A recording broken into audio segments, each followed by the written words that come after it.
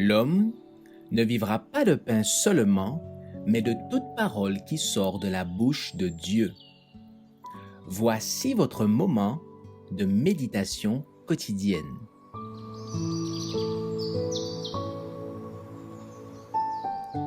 Maranatha.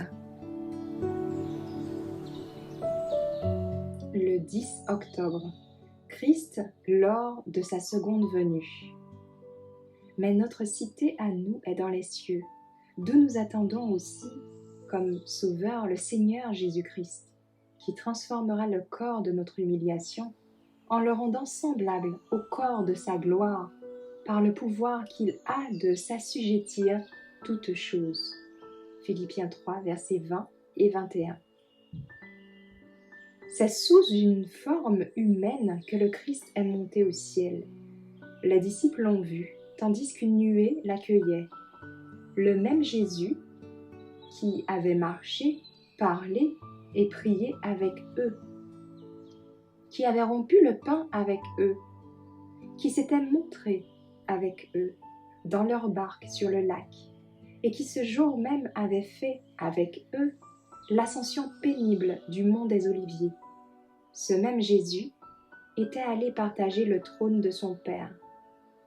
Les anges assurent que ce même être qu'ils ont vu montant au ciel en reviendra comme il y est monté.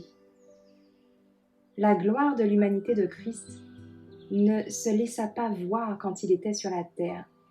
La même humanité apparaît maintenant tandis qu'il descend du ciel revêtu de gloire, triomphante et sublime.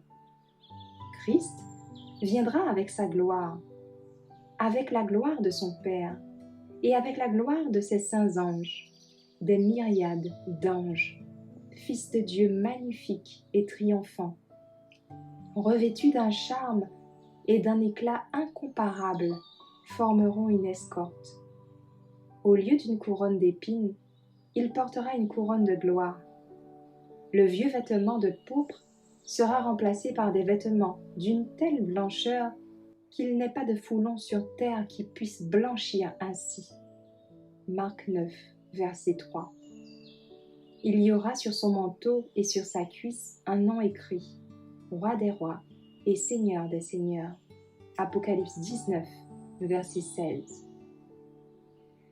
Le ciel entier sera vide alors de tous les anges, tandis que les saints l'attendront, les regards dirigés vers la nuée, comme ces hommes de Galilée lorsqu'il monta vers son Père du mont des Oliviers. Seuls, à ce moment-là, ceux qui sont saints, ceux qui l'ont suivi fidèlement, pousseront des cris de joie en le voyant.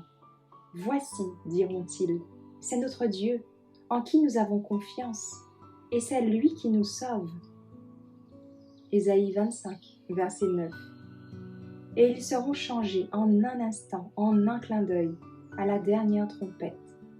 Cette trompette qui réveillera les saints endormis et les fera sortir de la poussière, revêtus d'immortalité et s'écriant « Victoire, victoire sur la mort et sur le tombeau !»